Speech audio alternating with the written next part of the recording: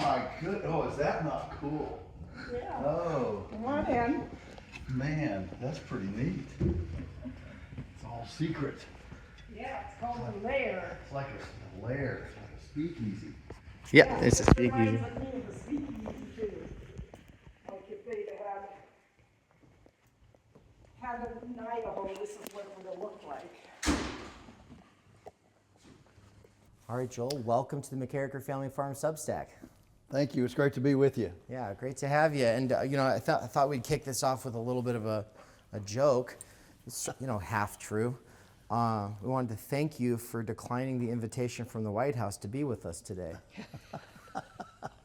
Well, it was supposed to work out.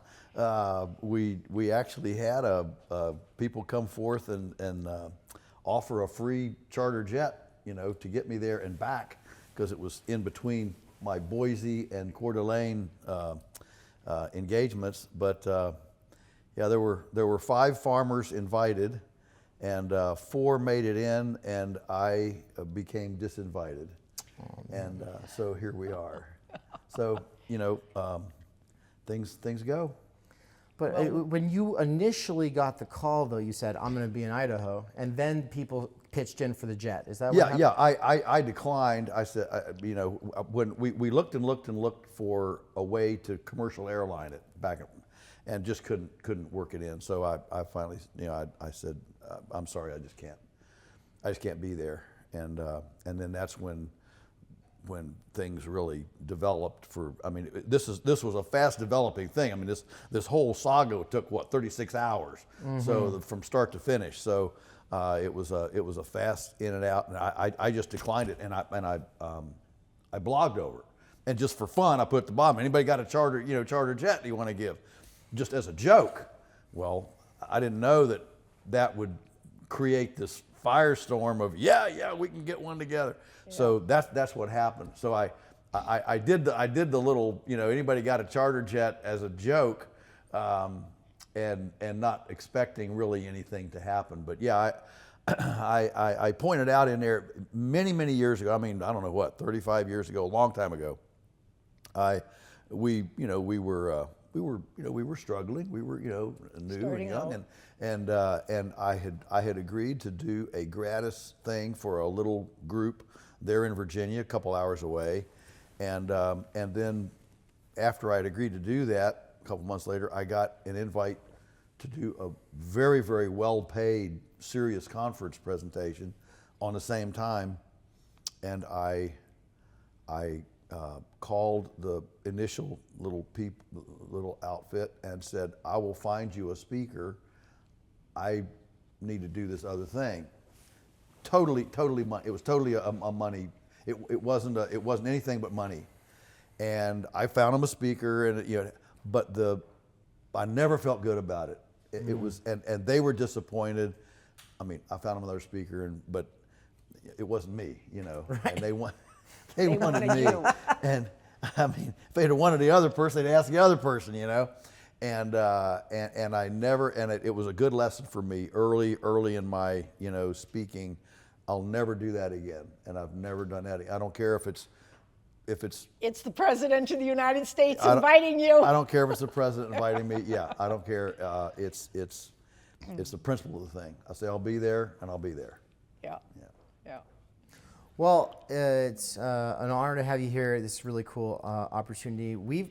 I first met you 10 years ago, and my mom was there, and that was in Boise when I was in college. And so this is a cool follow-up, because the 2 books I have in front of me, I think, best define or describe, besides Wendell Berry's The Unsettling of America. Yeah. These 2 books are the 2 best gateway into understanding what McCarricker Family Farm is all about. And I'll just let Mom say something for you just about how she got into homesteading and where we're at now with what we're able to do on 2.5 acres.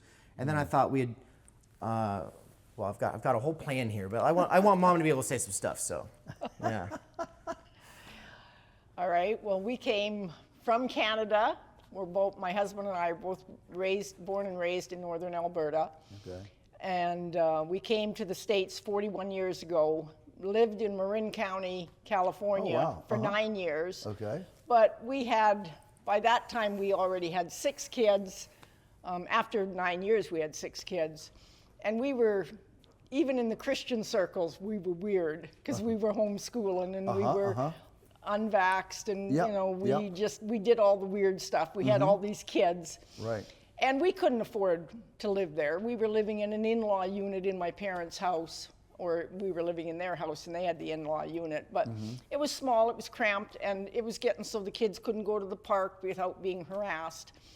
And so we started looking for property, and North Idaho, being next to Canada, was ideal because every year we went back to Canada to visit relatives, and it was a long drive from Marin County. Sure. So we found, and providentially, God led us to the 5 acres that we found. It was unadvertised, a 5-minute difference, and we never would have been led there. But anyway, we bought 5 acres of bare land and homesteaded basically for the next 20 years. We lived on that property, went from the first summer living in tents in a 17-foot travel trailer. Wow. Me and, with all and these kids. the 4 youngest kids were in the travel trailer, and the 3 older kids, they were in tents. And we got a dog about a month later, or maybe in the first week or 2 after being there, and he ripped a hole through the side of the tent. He would one poke of his the nose kids- in a hole and then walk through. So the kids spent the summer in a tent that had a big hole in it. Yeah, And my husband stayed in Marin and kind of wrapped up his business and came once a month or so. And every time he came, he made improvements. We hooked up a washing machine outside with a black hose to heat the water. And, you know, the whole thing. Wow, this is true pioneer. We just grew slowly, you know. Laura and Ingalls Wilder didn't have we anything did. on you guys. Yeah. That's just, what We a great did. what a great And, story. You know, they just had a big storm in Meridian, Idaho that we heard about that happened yesterday. Well, during that summer, one time we had it was almost a tornado. I think somebody said there was a tornado that touched down in Athol, Idaho, but it turned our driveway into a river. The kids were swimming in the river. And so, you know, we had nothing. We didn't have money because we put every dime we had into the land, which paid for it cash. But then we had nothing left over, so we had to build as we went. So, was your husband's work portable? No. No, it well, he wasn't. was an appliance repairman. We had a company in Marin. It wasn't Of course saleable. he could hook up a washing machine. Yeah. It wasn't saleable, put it that way. So we moved in May. In fact, Cinco de Mayo holds a special day for us. We celebrate it every year because we left California on Cinco de Mayo, a big celebration. Yeah. And we moved to North Idaho. And my husband didn't join us permanently until mid-August, I think. And he built in the next 6 weeks a 1-room cabin. And that's with a wood stove, and it was just he had an upstairs get ready for loft winter. and a basement, and that's where we spent the next 2 years until he built an addition. Of course, none of it was to code, but we were in Bonner County, and you could do that. They don't have a building department. And so we lived in that for, 3, 4, 5, 6 years until the land value of the property started going up, and then we built a big house.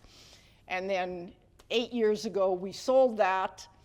And in 2018, and my father had purchased bare land. It wasn't bare, it was forest land. 10 acres of forest land right across the street, because a couple were getting divorced. The property had been on the market for a year. They couldn't sell it. He offered them a ridiculously low price. They took it, and he bought they it, were a and little it more just desperate. sat there. And he didn't do anything with it. After several years, he told the kids that, you know, if they wanted to put a fence around it and clear some trees, we could put some goats and sheep on it. And so that's basically, David spent one summer cutting out all the trees because it was total forest overgrown. And he cut out all the trees and left just a few trees here and there so we could have goats and sheep and they'd have shade. Andrew said he helped, by the way. He said this a few days ago, and I was like, oh, I'm always getting all the credit for doing it. I don't remember you helping, but I believe you. So my brother Andrew helped. You might have had him Shout out helping. to Andrew. And my other son, he fenced it, and so now that it's all cleared, it's not a rectangular fence, it's kind of a trapezoid, but when you're fencing a forest without Yeah. survey equipment, you know, and you're this 18-year-old kid, you do the best you Yeah, can. that's right. So in Good enough- 2018, good enough is perfect. yeah, 2018, we decided we were going to market garden. I'd started following Curtis Stone, and Yeah. we basically sold our property, moved on to that one, started over again. We were in a travel trailer.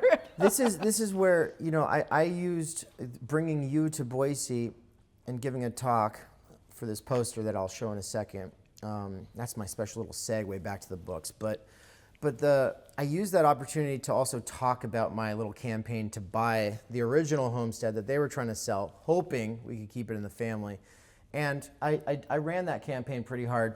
It didn't really go anywhere. I mean, you know, It was brought in- Turtle Island. It was a volunteer. He was trying to get a volunteer cooperative. It was very. It didn't go it was. anywhere. It was very like I was too in these horizontalist, you know, activist circles in college and you know, at the eco village and the permaculture people. And I love the people, but there's way too much fixation on like, oh, collective ownership and we'll all.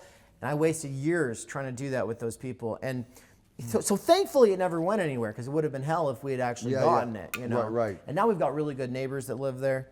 And instead, there's this amazing market garden farm that they built over the last 8 years. And now my wife and I moved there. We had our baby just 7 weeks ago, you know, wow. first son. And so, Congratulations. yeah. And so we're Big going to be change for the, them. he'll hopefully be the third generation. Yeah. So are all the other 5 kids?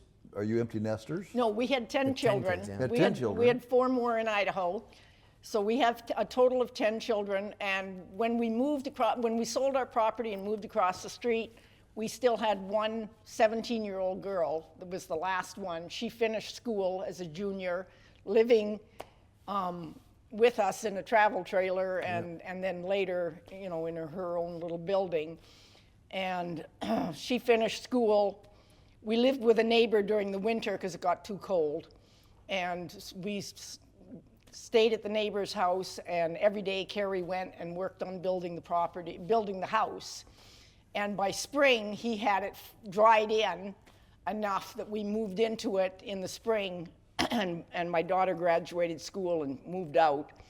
They moved into it at 80% complete, and I'd say now it's like 95% complete. Yeah. Yeah. When you build your home, it's really never 100%. No. You know, The cupboards aren't on Yeah, yet, yeah. but you know. We But have you know- cupboards, but no face fronts. To me, one of the things that I would want people to really get from your story is the bootstrapping that can be done when there's no regulation.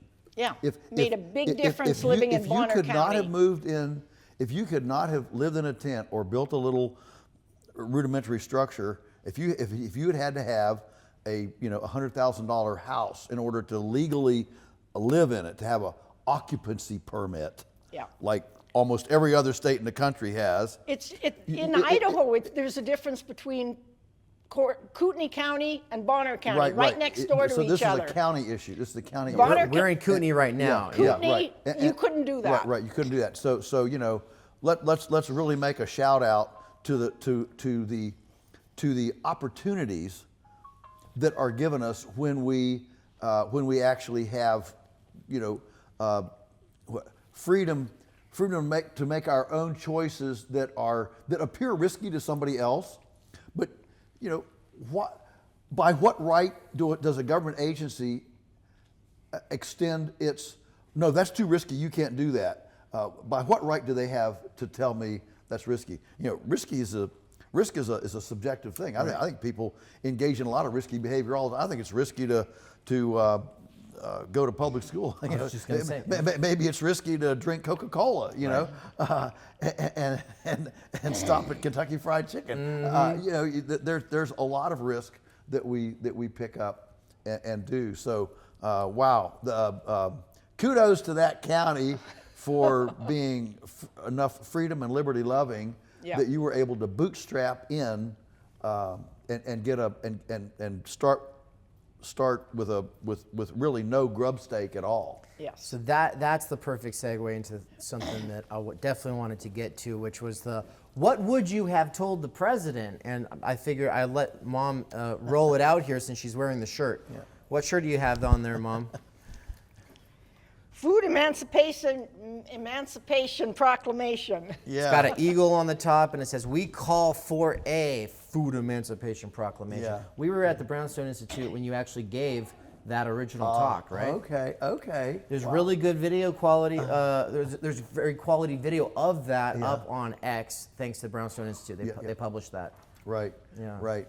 So the idea there is that right now our food system is so regulated that the kind of freedom that you enjoyed getting into undercover does not exist in the food sector generally.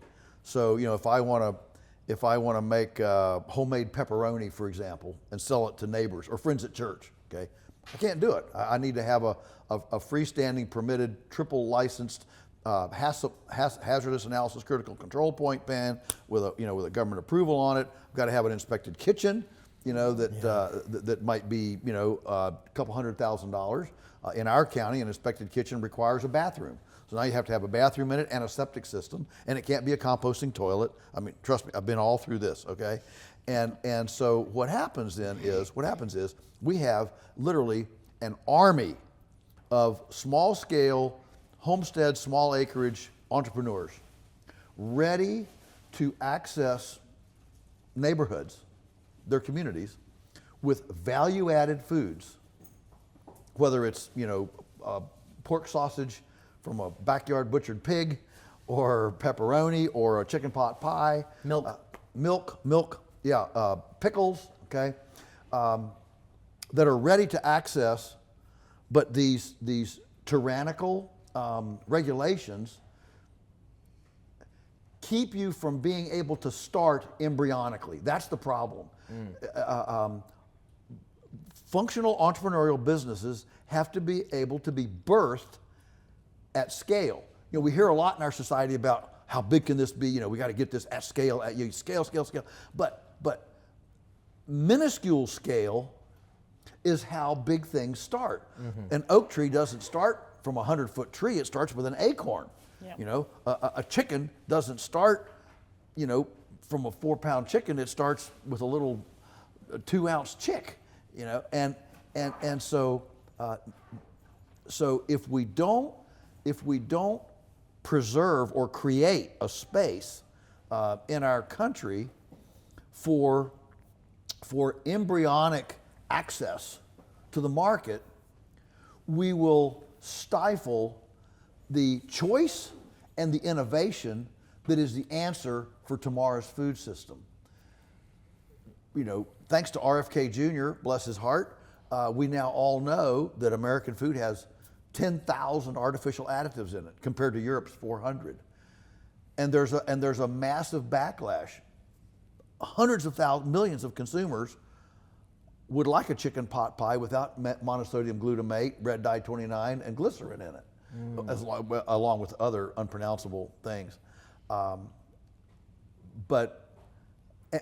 you don't need to put that in a chicken pot pie, but that's the chemical industrial, food complex, and so if we're going to enable tomorrow's clean food option, the first place to start is to free up entrepreneurs like you, like us, to be able to access our neighbors. And we're not talking about exports, we're not talking about putting it in Walmart, okay?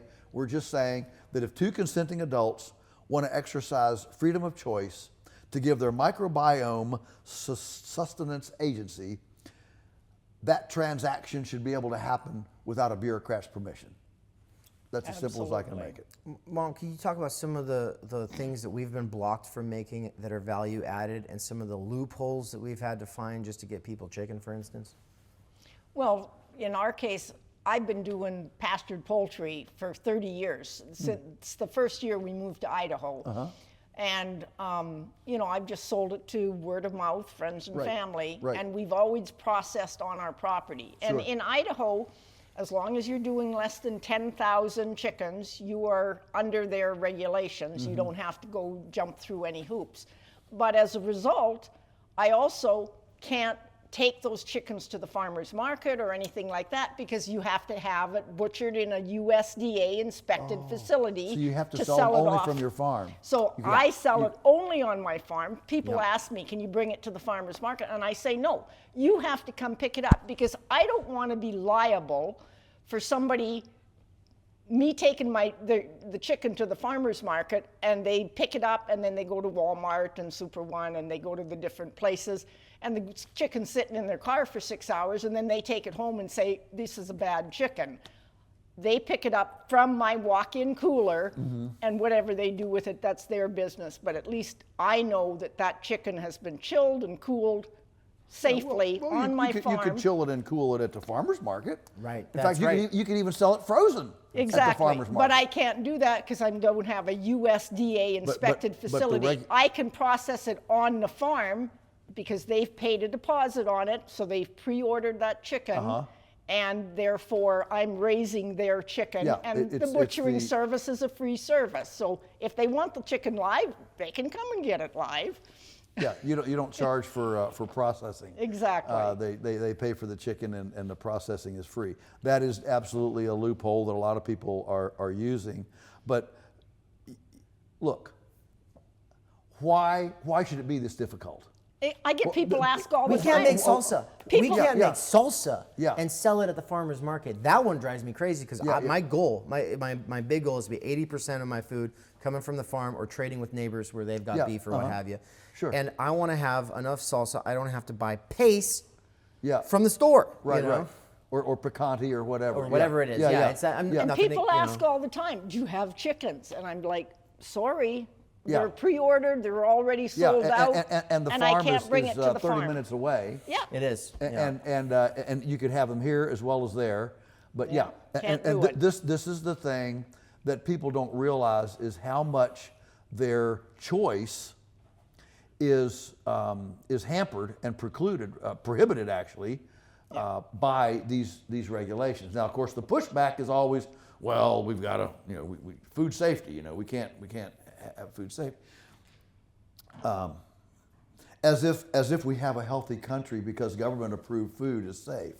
I mean, our hospitals are full of people that have chronic illnesses because they've been eating government-approved food, and so that's one argument. But the other argument is that when you have individuals taking responsibility for their decisions, they make better decisions. And one of the problems in our country is that that in the industrial food system, the industrial food system created opaqueness in the food system. In other words, the embedded butcher, baker, and candlestick maker, or chicken processor, was embedded in the village. You knew them. A long time ago, right? Everybody knew that they went to church together, they played together, they lived up above their storefront. Everybody knew who the scofflaw was, right? And when industrial food came in, these things got big, and of course got security fences around them, guard towers. Well, what happens when people can't see over there? I'm concerned about that. They become fearful because they can't see over the fence. So people ask for a government regulator to look over that fence for me, be my proxy. Well, what they didn't realize was that the government regulator and the regulated were going to go to bed together. Right. That's what they didn't realize was going to happen, and that's exactly what happened. And as a result, we've gotten this plethora of regulatory structure that criminalizes value-added direct marketing opportunities for, I want to say small scale, but all farmers, anybody that wants to step into this space to access their communities with food.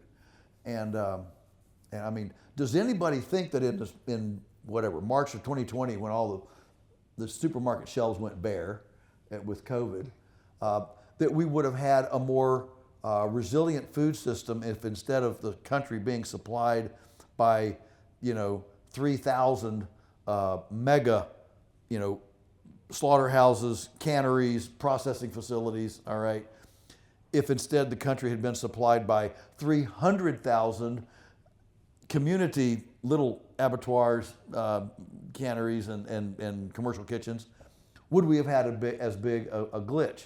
And it's a rhetorical question. The obvious answer is, of course, we wouldn't have. Right. You know, this would have been the food would have been democratized, spread out. You know, when Senator Bernie Sanders runs around all the time, and I'm not a big friend of Bernie Sanders, but he's exactly right when he says, you know, we got to stop the oligarchy. Got to stop the oligarchy. You know, and he makes his finger and we've got to stop the oligarchy.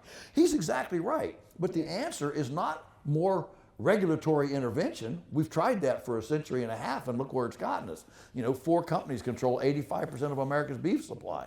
That's an oligarchy, all right? Right. No, the answer is thousands and thousands of people like you, like me, accessing their communities with food, and that will chip away at the oligarchy big time, and it'll bring it to its knees. I think the key distinction that you said is we're not trying to sell this at Walmart, and so those giant facilities like Tyson Chicken, Sure. we're not talking about lowering the regulations on them, No, are we? No, I'm not. I mean, I could get in a philosophical discussion about you know, is food safety a government's responsibility? Kind of like is education a government's responsibility? I mean, but that's not probably a rabbit hole we need to get into right now. I'm just suggesting there needs to be an underground railroad for those of us who want to escape the Walmart Tyson food system. Right. We ought to be able to escape it. That's the point that I'm making. And if you don't, you're simply held in bondage to the system. And the big difference between food and other things is that pretty much everything else in our country that you can ingest that's hazardous, you know, prescription drugs, cocaine, methamphetamine, fentanyl, whatever, all right, is the regulations are equal to buyer, seller, user, gifting, and kids. In other words, you can't get cocaine or a prescription drug without approval. It can't be sold to you without approval. You can't use it without approval. You certainly can't give it to your kids without approval, and you can't give it away without approval, okay? But in food, the prohibition is only on the seller. If somebody buys salsa from you, they're not in trouble. Nobody ever gets in trouble for buying it. And in fact, you can give it away. And you can take it to a church potluck, and people can enjoy and buy it or use it. You can donate it to a fire a bingo fundraiser thing as a prize. A person can take it home that doesn't know you from Adam, feed it to their children. All this is, the only prohibition is you just can't sell it. So it's clearly not a safety issue. It's a market issue. It's a let's control the market issue. It has nothing to do with safety. They say it's safety, but it's clearly not. That's perfect. Yeah. So then the big thing that I wanted to pull up here is this poster from when you came and you gave this talk in Boise. And I think, you know, so if what you just talked about is the gist of what you wanted to tell the president, I think that where we were at the time, 10 years ago, when you came and gave this talk, versus where we are now, when you pretty recently put out Polyface Micro, which is one of the 2 books. I didn't actually say what the names of these 2 books are, but they go together. Polyface Micro and then its sequel, Homestead Tsunami. And we'll talk about the homesteading side of things and how it relates to what we're doing right now with the Modern Homesteading Conference in a minute. But let's focus just for a second here on the movement from the big question on the poster here, which is, can we feed the world? And my whole time as a discussion facilitator throughout my undergraduate years at Boise State, I was an adjunct, and I would facilitate these conversations in sometimes up to 3 classes in a semester. So that's how many kids is that? That's 45 kids. That's a lot of facilitating. Yeah, it's a lot of facilitating, yeah. I was being prepared for things, you know. That's right. All that discussion facilitation for an intro to college class that was about climate change, where we had different professors on campus come and talk about how their field related to the topic. And so you get a lot of different perspectives from professors who have different takes on it. Sure. And so, science, philosophy, whatever. But one of the biggest things was I always made sure to tell them about polyphase. And then the biggest question kids always had, professors too, was, but could you feed the world that way? And I was so tired of it. I was like, we got to get Joel out here and just let him tell everybody, yes, you can feed the world this way. Yeah. But in polyphase micro, you say that it's almost like you've convinced people that we can feed the world this way. But now the question is, can you do it on a small acreage? Yeah. So 1 acre plus 1 acre plus 1 acre plus 1 acre plus 1 acre plus 1 acre creates scale. See, in our modern American food system, when we talk about scale, when people say, oh, this is nice and warm and fuzzy, but can it really feed the world? In their minds, they're thinking scale, and we think of scale as consolidation, concentration, and centralization.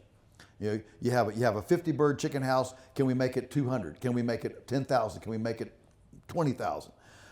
Everything is about scale is about consolidation, centralization, and central consolidation on site. All right. Confinement. Yeah. Right. Well, it's making it bigger in situ.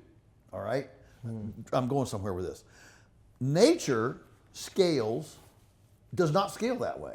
Nature scales with duplication. If nature wants more oak, it doesn't make a great big oak tree, it makes acorns. If nature wants more milk, it doesn't make a great big cow, with an udder the size of a train. It makes baby calves that grow into cows. If nature wants more apples, it doesn't make a great big apple tree, it makes a bunch of more apples. You see where I'm going with this. Nature scales by duplication.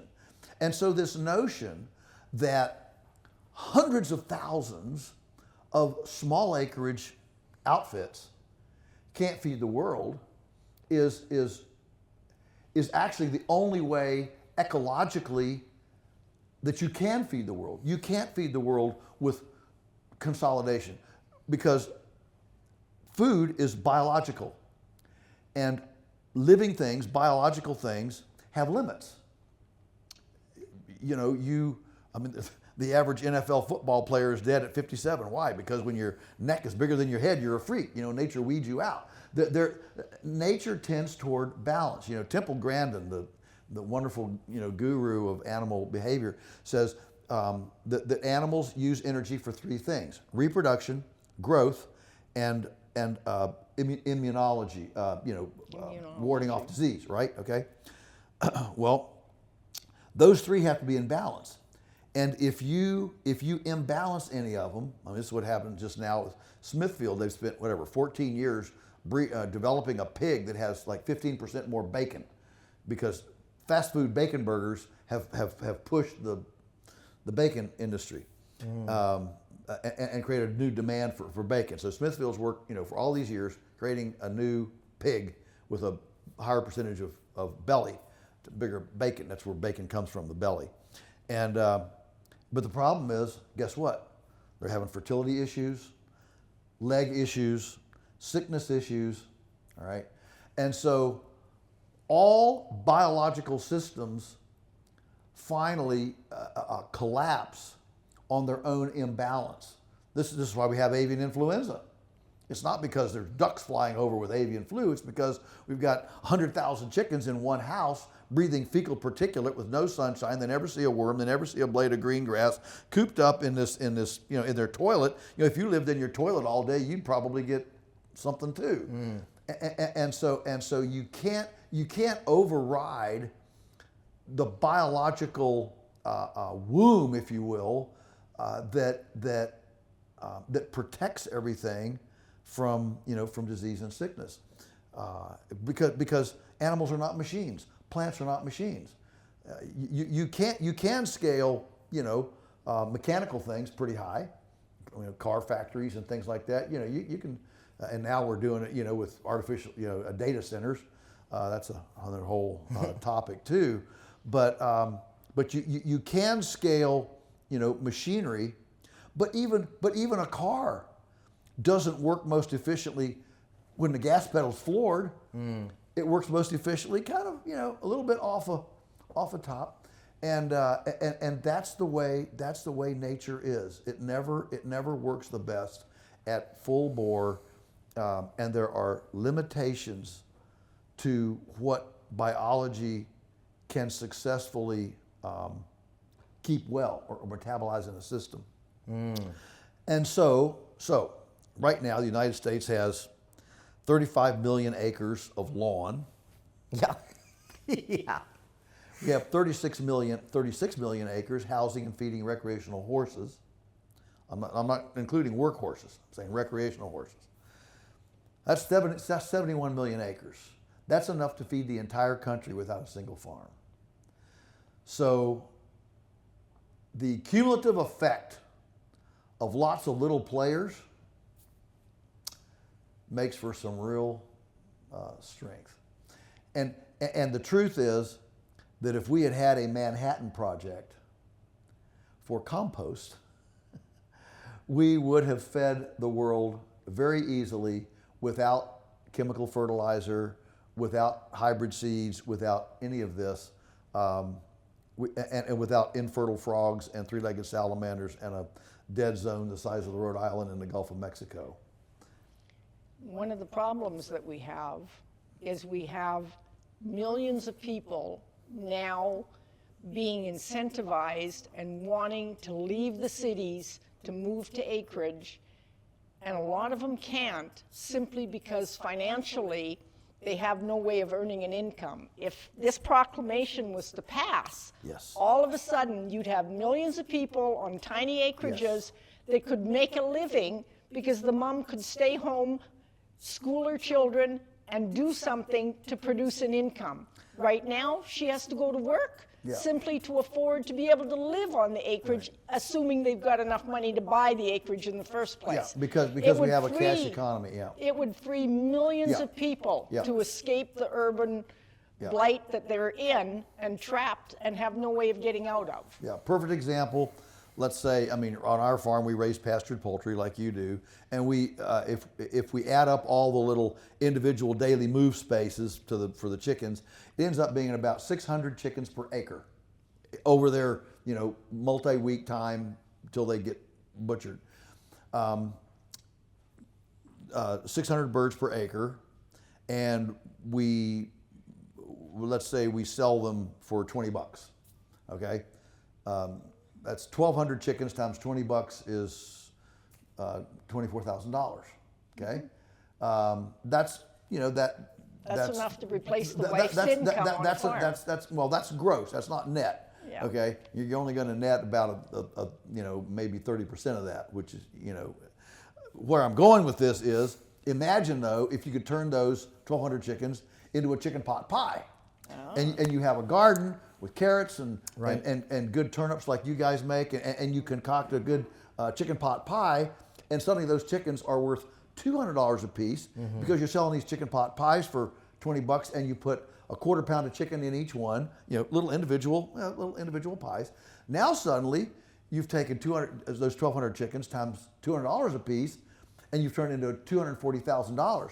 Now you have an income. Now you have an occupation, and you've suddenly enabled all these people in the surrounding area that are getting 10,000 artificial additives in their chicken pot pie from corporate headquarters.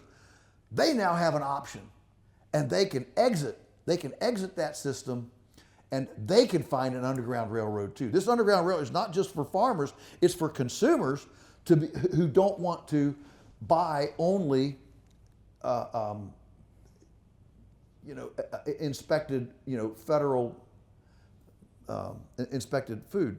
The good stuff is out there or possible. And so yes, it's a conduit both ways. It gives a small farmer actually a salary and income, and it gives the consumer Good food. good food at an affordable price. Because suddenly now we don't have to have a $500,000 commissary to be able to get a chicken pot pie to you, and suddenly now we can drop the price 30% because we don't have all the paperwork, all everything going, and suddenly now good food becomes much more affordable, and doesn't appear so elitist because it's now affordable because we've been able to bootstrap it. Yeah, and there's different roles for everybody out on a homestead or with a market garden. And my mom's is growing. She loves to plant, and she's also really good with flowers. It's not just the veggies and the berries. She's really great with the flowers.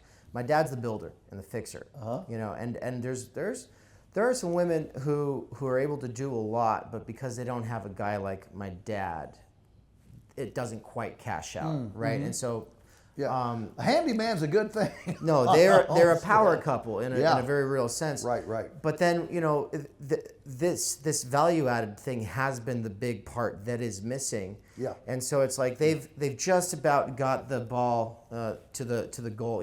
We're here to catch it and get it to the finish line. You've got the production. We got the production, and if we could just make the chicken pot pies and the salsas, we'd be good. Yeah. And right now, it's like, we're not profitable. We make enough that we can live, and it just goes right back into the farm after that. And the thing is like, we're chopping water, and the margin you're talking about, that is the value-added margin right there. Yeah. And it's the commercial kitchen. The fact is yes, we do want a commercial kitchen. Yes, that'd be fantastic. Oh, nice industrial sinks and spray everything down. Of course we want that. How you fund it though? We have to go into debt with somebody or get in bed with some investor who we don't really know. Yeah. We have kitchens already. Yeah. But we just can't use them. Yeah. It's like saying you couldn't live on your land until you had a house. Well, you start with a tent. So you start with, I said, $240,000 in pot pie. If you were actually doing that, whatever that would be, if you're $20 a pot pie and it would be whatever, 1,200 pot pies. All right, that could be done in a commercial kitchen. I mean, in a home kitchen. Right. All right. Now it would push you. All right, but if you ever move that into 2,000 or 3,000 pot pies.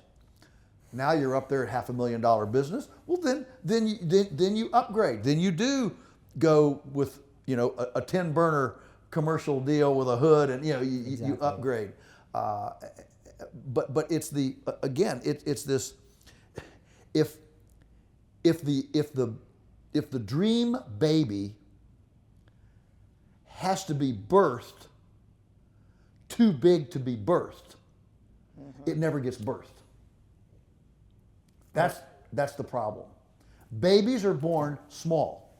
They're not born large. And interestingly, I got to meet, Bob Evans, the Bob Evans restaurant franchises. I know the Don Tyson story. And what's interesting is all these great big businesses today started in the 20s, 30s from the tailgate of a pickup truck with grandpa, great-grandpa, okay? Yeah. That's where they started. And if we don't preserve, I'll just say, a tailgate opportunity for today's beginner, we're not going to have the innovative businesses of tomorrow. And we're not going to solve the issues that we have today tomorrow. We've got to have market access at embryonic scale in order to birth the dreams that our small-scale entrepreneurs have. I want to make this relatable for the people who are either in college or looking at the college path, and then they saw that to get a salaried profession, you first had to have all of this experience, and so then they were looking at the internships, but then they saw that to get the internship, you had to have all this experience. And it doesn't pay. So it's not even going to pay, and you have to have experience to even get into it in the first place. Yeah, it's like my friend in high school that bought a car, and he skipped school. And so he's in the principal's office. The principal says, well, why'd you buy the car? He says, to get to work. I said, why'd you have to go to work to buy the car? It's circular reasoning. And it's a funny reasoning.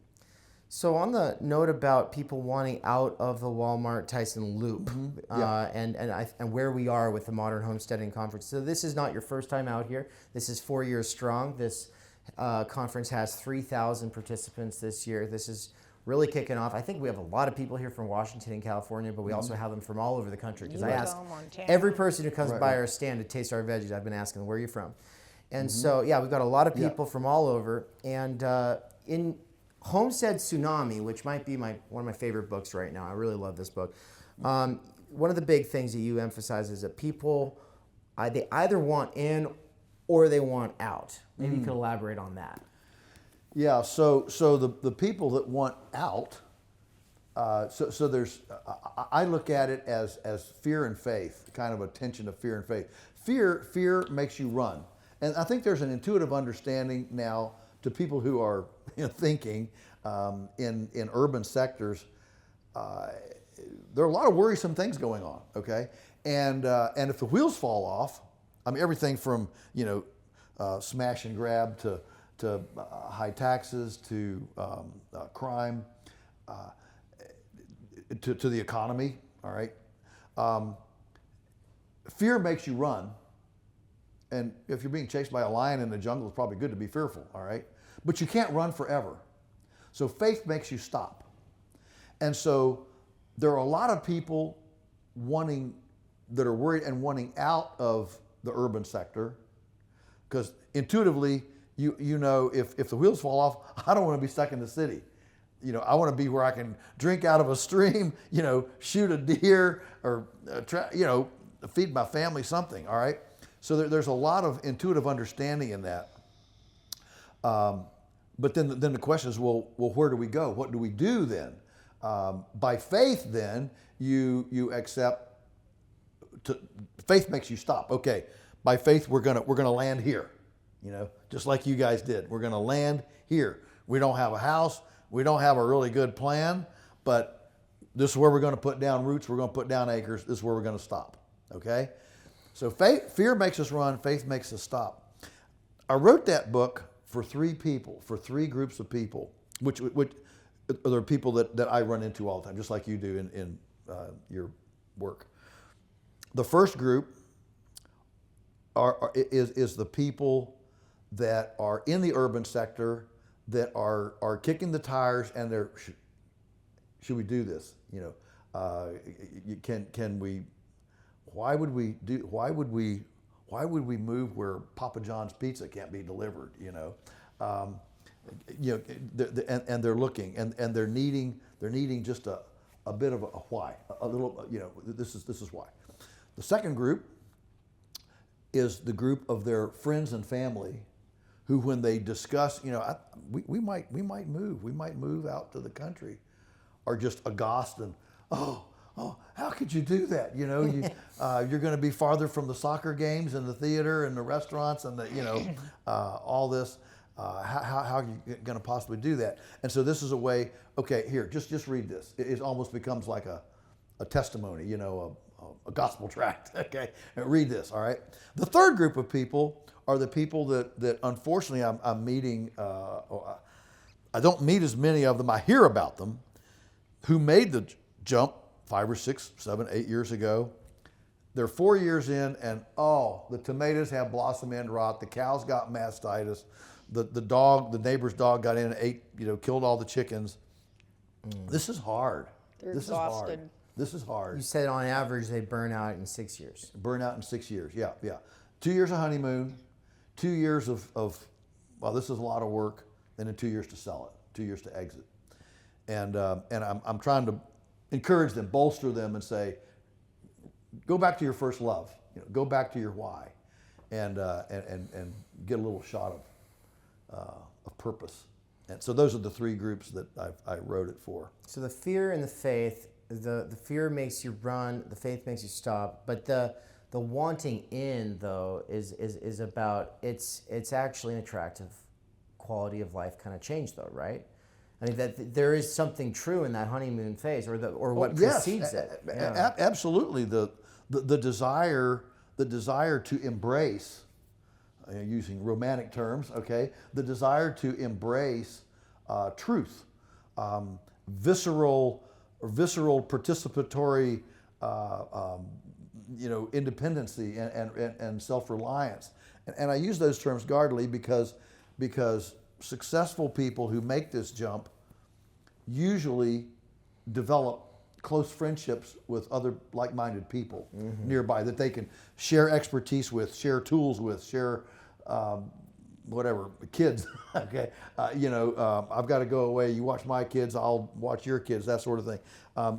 So we're big believers in mutual interdependence.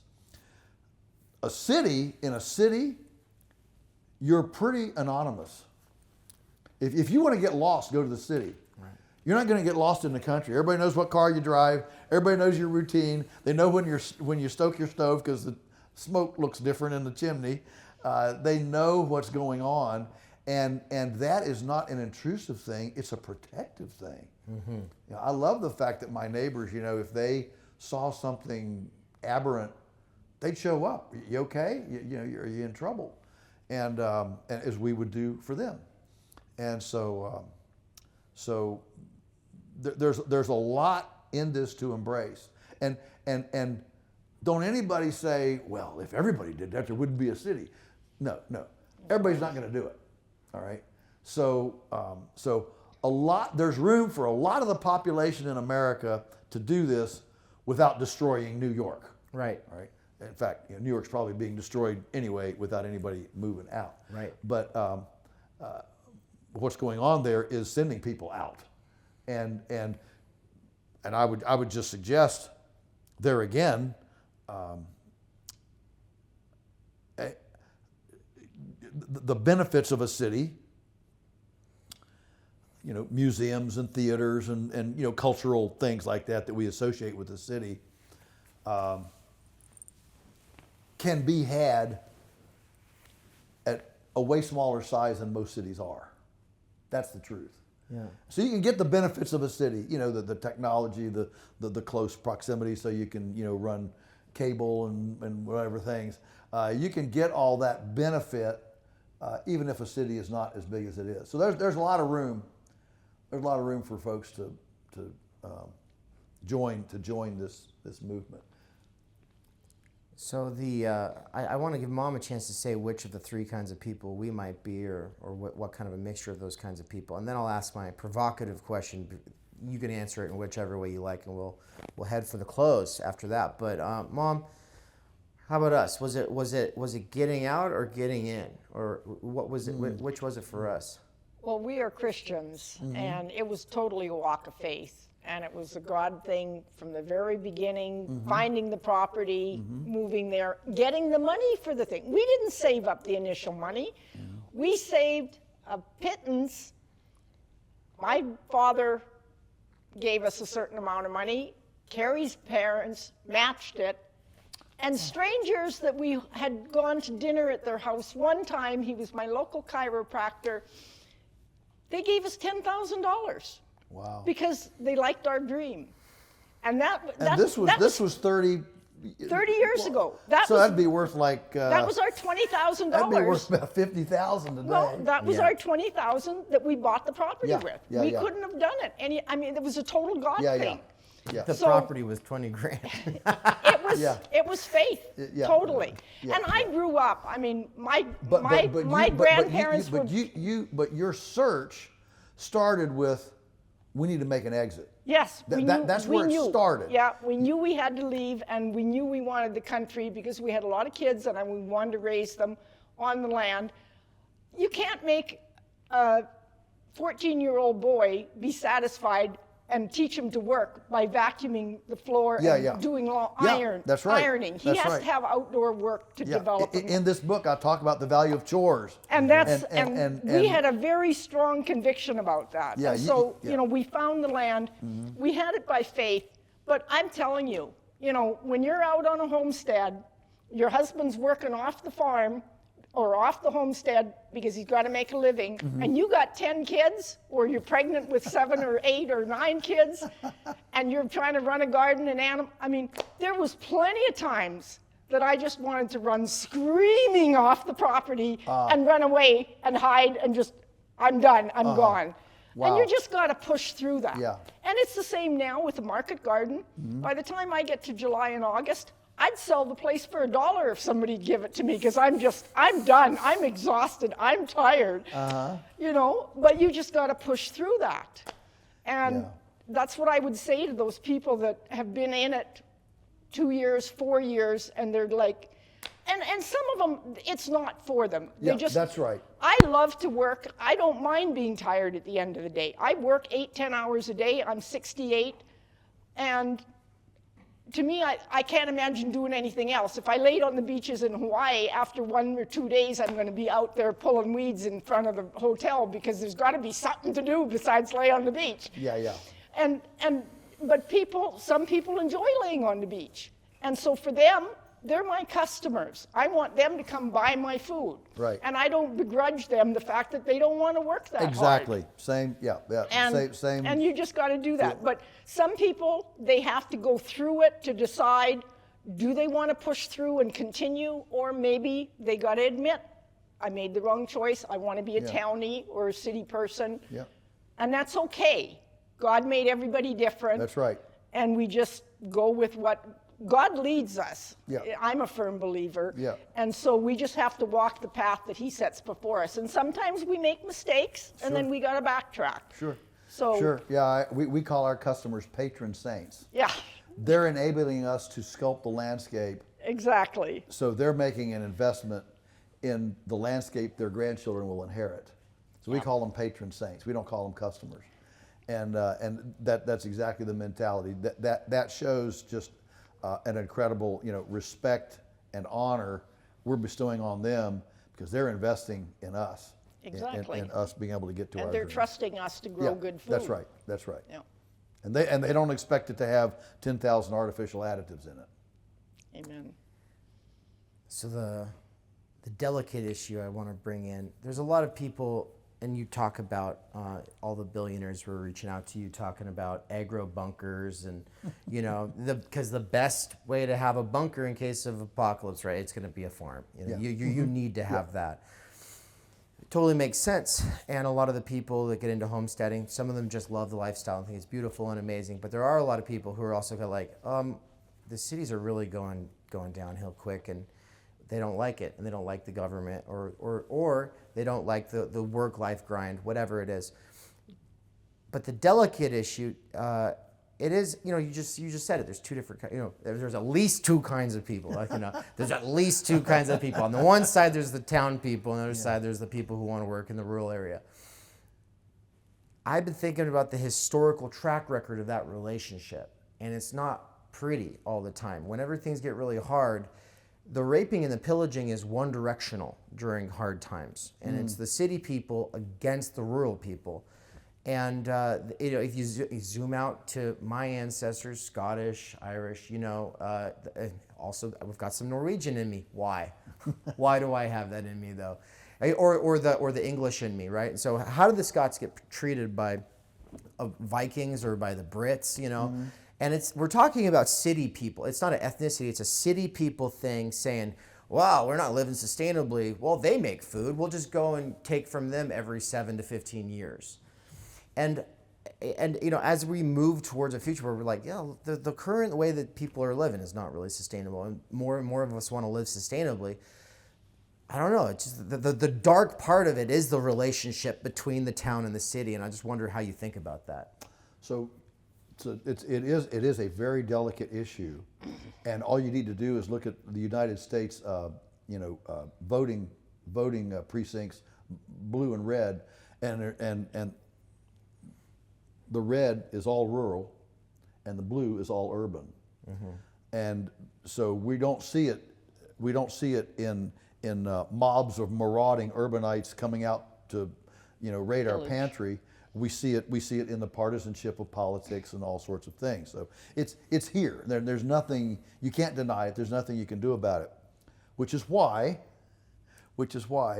we go overboard in getting people to the farm. We think that it's the farmer's responsibility, and I'm going to put the onus on the farmer or the homesteader. It's our responsibility to get them to come and see us. They're busy. They've got, they're going to the theater, they're going to the play, they're going to the Nutcracker, ballet at Christmas, whatever. Okay, they've got things. They're busy. Okay, and they've occupied their lives with busyness. We occupy our lives with chores and other things. And so it's up to us to create havens of attractiveness that are magnetic enough, interesting enough, happy enough that they will want to come and see and invest, buy, but mainly that they will actually come physically to see. We do hay rides, we do event. We have 15,000 visitors a year at our farm. You've been there, Brownstone event. We do these events, and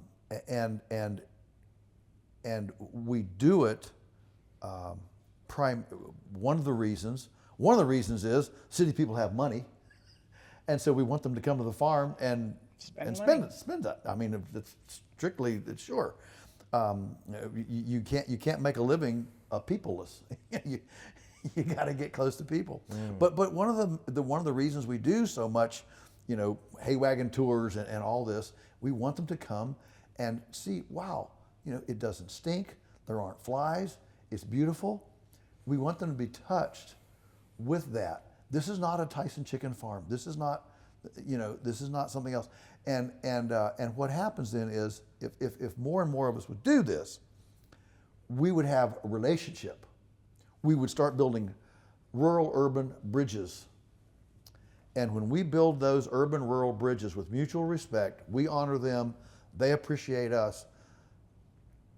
In rough times, those people will come to our aid. And I don't want to get all conspiratorial and, they're going to surround us, they're going to be our, they're going to be our outer rank. But I'll tell you, we had when we had avian influenza here 2 years ago, and the government agents were threatening to come and without a warrant and take samples, and I don't trust them. I don't trust their chemistry. I don't trust their labs. I think it's all agenda. We don't want to go there. But I will tell you that as we were facing that, I went to the sheriff, who we've befriended, and got his agreement that if any federal agent or state agent came to our farm without a warrant, he would send deputies to escort them off. So I got that assurance. Then he asked me toward the end of the meeting, he says, well, what if they come with a warrant? Then I said, we will activate our customers. And so that spring, in our spring newsletter, we didn't know where avian influenza, where all this was going. It didn't look good. And so we actually communicated with our thousands and thousands of patrons that there may be a day when you get an APB and you need to be to the farm as fast as you can get here to lie down in the road to do civil disobedience and lock in these federal agents. They can't come in, they can't go out, they can't do what they want to do. We'll get media here. The helicopters will be flying. You can be a part of it. But we are not backing down. There's going to be a showdown here. Are animals machines, or are they living beings? That question we're going to settle right here, right now. And all of our people, we're right with you. I get chill bumps thinking about it. But that we need to build that kind of loyalty, and we're with you. From our city cousins. Farmers walk around, all these dumb people, these animal rights. That's not going to build a bridge. No. Okay, that's not going to build a bridge. No. So then I'm always interested in divorces, like who blinks first, and that's a lot what this is. Farmers are expecting that the urbanites, no farms, no food, and they think the urbanites are going to blink first, and the urbanites think these stupid farmers, they're just a bunch of subsidized parasites anyway, right? And we'll just take whatever we want, and so let's quit having a blink showdown. And let's reach across and build a bridge so that there is a mutual understanding and a mutual appreciation. And if thousands of us would do that, I think it would really change the knowledge level, the respect level in the urban sector. And I see it nascently germinating in the Maha movement. I see it nascently there because they've definitely embraced regenerative farming. I've certainly been invited into their inner stuff, and they definitely know. Making America healthy again starts with soil, starts with food. We go through that. So there is this wonderful nascent germination, and I think we need to capitalize on it and be thankful for it. Yeah, I kind of think of Front Porch Republic and the work that they're doing. And there's a lot of these people, and they're satellites of or inspired by Wendell Berry, and it was him. I grew up this way, and I always just wanted to go into town and have friends. Because it's just like, I'm working out here, but I want to have friends, and they're all in town. And it took reading Wendell Berry for me to kind of return to my roots and be like, oh yeah, that's something special what we're doing out there. Yeah. And so all my siblings who didn't go to college, they didn't read Wendell Berry, And I'm thinking they're going to get the memo eventually. We'll be able to expand the family operation as they come back. Some of them will. Out of 9 siblings, some of them will. Yeah. And some of them won't, and they don't need to. But what's special about Wendell Berry, and what's different about him from Naomi Klein or Michael Pollan or any of the other people, is that he's specifically writing to 2 audiences. He's writing to farmers and he's writing to environmentalists, and he's doing it at a time when they would not talk to each other. Yeah, that's right. That's right. And if you read, and there's a way that he writes that can actually be off-putting for either side. And I've actually run into that before. People go, oh, well, he said that. It's like, well, yeah, but do you keep in mind the fact that he's building bridges here? Right.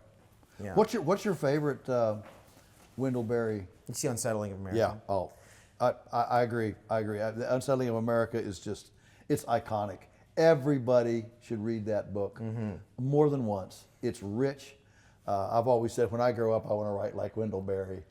He is so eloquent, so eloquent. He helped me break out of some basic Marxism. With the basic Marxist thing is like it's classes, it's groups, and then people expand that out to race and gender and all these other things. And what he says is, instead of thinking about oppressors versus oppressed, you got to think about exploitation versus nurturing, which is not a line just between groups, it's a line through the human heart. And that every person, every day, has to make decisions. Is this nurturing or is this exploiting? Every single one of us, whether you're an oppressed group or not, everyone has to make that decision. That's right. Yeah. Good. And so, to close this out then, I just want to say, I've got this new thing going here. It's called the Neo-Benedictine Worker Boys Movement. We've got, right now it's a crew of Catholic boys, but it's open to Protestants as well. Mom and Dad are Baptists, and so, hey, whatever your sect, it doesn't matter. The fact is on Thursdays you've got to be over the age of 10, and or in your teens, and you get to work on the farm, and there's we do things, and so it's gonna eventually we'll have little vests with little pins and things like that, And that's actually happening. That's one of these ways that we're building these bridges with people in the city who want their kids to get out there and do something. And they can. It's kind of like when you go to the bowling alley, you can get play the little arcade games, get the little tickets, and you can go get something off the shelf. We're gonna eventually have the big Lego set and the Nerf gun, and you'll have you'll be able to all summer work to get the thing that you really want with the little tickets. Like that's the kind of thing that I'm building up to build. This is all pretty new to Mom and Dad because it's just something I've been working out. Listen, I had a friend that said when he grew up, they had a pig pen, and when his city cousins would come for a visit, they'd go up to the woods and cut a sapling, put a piece of baler twine on it, and go to the corn crib. This is back when they had ear corn, and they'd get a couple ears of corn. They'd tie it on the baler twine, and then they'd stand at the fence of the pig pen, and they would like fishing poles, and they would go hog fishing, and they dangle. Of course, pigs, they'd come along, they'd drop it and pick something along. See that ear of corn, and they grab that ear of corn. I got a big one. And he said, how fun that was. But I mean that's the for us it sounds. who's got the time for that? Silly, but that's No, they love it. That builds memories. That stuff that is memory that they'll never forget. We went out to this place and got this, and we put in a big playground. My mind's constantly churning of how can we make this a child memory friendly place. We started one of our former apprentices started a day camp, a summer day camp. She's got to beat these kids off with a stick. And does two weeks and a weekend overnight, and one group of younger kids one week, one group of older kids the next week, and then in between is a camp out, a tent Beautiful. camp out. Wonderful. And she that thing fills when she announces her time and everything. That thing fills in 48 hours. And I told her, I said, Molly, you could do this full time if you wanted. If you wanted to do 8 of these camps, you can make a full time living. Just in the summer. Just working for 2 or 3 months of summer and be done with it. She's not ready to bite that off yet, but it does show the yearning of people to want their kids to have visceral participatory type experiences. Children and participatory experiences sets me up for the last thing, which is about the foundations of life and confidence. But first, Mom, do you have anything you want to say before I set him up to say his last? No? All right, then basically, you've used this term a lot. It's become core in my philosophy. It's the idea of the foundations of life and having a hand in those processes. And there's something inherently valuable about that. But then you also talk about, in terms of mental health, in terms of confidence, self-esteem, is something Self-worth. you used to talk about. Yeah. And you've changed the language to self-worth. And I wanted you to explain what that's all about. Yeah. Well, what's that all about is we have an epidemic in our country right now of teen suicide. Talk to any public school counselor today, kids are a mess. Compared to when we were children, and so I've contemplated this a lot. And I'm not a child psychologist, but what I've come to the conclusion is that self-worth, how you view yourself, am I worthy? Am I needful to society? And part of this has come as I've watched these school shootings, and they do these exit interviews with the kids. The ones who survive, and they say, why? Every single one of them says, nobody loved me. I wasn't good enough. I got bullied. They laughed at me. Blah blah blah. Every one of them felt unneeded, unappreciated, like society had pushed them to the side. So here's my definition of self-worth. It is successfully accomplishing meaningful tasks. 4 words. Successfully accomplishing meaningful tasks. All of those are important. You can't develop self-worth if you fail at everything. You've got to be successful at something. And that something needs to be meaningful. It's not a video game. It's not even top goal getter of the soccer team. Okay? It's meaningful. It's butchering a chicken. It's planting a tomato. It's running the food mill to can applesauce. Okay? It's meaningful, and it's a task. It's not make work. We have this feel good, do goody kind of adult interaction with children now that all you have to do is praise them. Just tell Johnny, you're a wonderful boy, and tell Mary, you're a wonderful girl. All right, or you're a good little boy, you're a good little girl. Just praise. Well, the obvious question is, in their mind, very early, they don't have to be very old. So good. Well, good for what? Yeah. Good for what? All right. Well, if you're good for, gathering eggs and making quiche and milking the cow, and now I can do things. I can cut a board. I can hammer a nail. I can do things, and that creates self-worth, which is the key to growing up as a balanced adult. Mm-hmm. And so I think that the homestead experience, the on-farm experience, and even the urban kids that come out to the farm and do farm experiences. I just 2 weeks ago, I had 2 weekends back to back that we did on-farm events. They were organizations that we hosted them, and they had a kid, a kid track, all right. And both groups I took them out. I've got a new electric chainsaw now. And so I took them out. There was a little cedar tree about yay big, not too far from the house there, and cut it and left the long enough limbs on it that the kids had a handle, and the kids all got on it, you know, and toted it into the sawmill. And then I cut it up, and each kid got a nice big section of cedar board. Of course, cedar's beautiful. It's pink, red, and of course it smells. And but to see the tree come down, tote it in, watch the mill create the boards and get those, and take. I mean, they treasured those like diamonds. I mean, they got to see with their eyes the whole. That tree was out there. Now it's a board. I can use this utility. I can do this. This is real life. It's visceral. It's not just academic. It's not just focus group. It's visceral, and that's really, really powerful for kids, and why farm camps and things like that are coming on. For us, it's been as simple as different families or different groups have come out to the farm, and just having a kid pull a carrot up. Oh yeah. Wash it off and eat Magic. that carrot. Yeah. To them, it's an experience. Or pick peas off the pea vine and eat. They're amazed. Yeah. Because they have no idea. They've never seen it. They don't know carrots grow in the ground. I mean, you hear it, but to see it, it's amazing to them. And so the more experiences we can give on the farm. That's right. David's very interested in the homeschool movement and education and bringing the farm and all of that together. Right.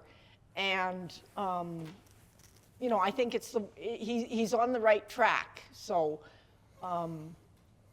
people have to know, you brought up Robert Kennedy Jr., and just the difference between the last administration where they just said, just throw out some corn and grow some corn. Yeah, Michael Bloomberg, remember him in the debates? He says, there's nothing to farming. You just throw out a kernel of corn and then you harvest the corn. Exactly. And Teresa and I were sitting there watching that. We said, what an idiot. How dumb can you be? I was floored. Yeah, but this is the elitism. Exactly. This is the total disconnected elitism. Yeah, people have no idea. They think of the dumb farmer, you stay at home like you were told, only the losers go home and stay on the farm, right. The smart, educated. Whereas Jefferson's day, you have to know everything. You have to know how to grow, how to fix, how to build. I mean, we went to the tour at Monticello and Mom was checking out his plant collection. The skill set to be a farmer is far superior and more complicated than it is to do almost any other job. Yeah. Because you have to have so many areas. That's right. Jefferson's dream was an agrarian intellectual. That was his ultimate. I'd like to see us return to that. An agrarian intellectual. I really would like, and David's doing that. I mean, he's got his master's and did teaching at the and now he's back on the farm and he's finding ways to integrate the education to educate homeschool students. That it doesn't all have to come from mom. We can create little cells and little groups and online teaching methods, but kids will get a better experience and more knowledge. Yeah, So. We'll tell you all about the homeschool stuff later, but we better get out of here. So thank you. Thank you for having me. It's been really great. Thank you. This was a dream come true, and really just the fact that you guys got to sit across from each other and we actually got to have the conversation. I want you to have this. Yeah, thank you. And I already have these books signed by you, I'm pretty sure, so no need for that. Great. But everybody make sure to sign check both out of them. Polyface Micro and Homestead Tsunami. These are probably the two most important books for understanding McCarricker Family Farm. What would be the third book, just on our way out of here? I'm just curious, what is the other book? If I'm telling everyone, you've got to read these two books, if you could add one more of your books, which would be the one that you'd say encapsulates everything else? Probably The Sheer Ecstasy of Being a Lunatic Farmer. I call that my soul book. It's got a lot of humor in it. Yeah. It's really good. But that's how I think. When people say, oh, come on, farming's farming, cows are cows, tomatoes are tomatoes, it doesn't make any difference. That's the book that says. That's the book. Okay. There's a difference. Good to know. Thank you. Yeah.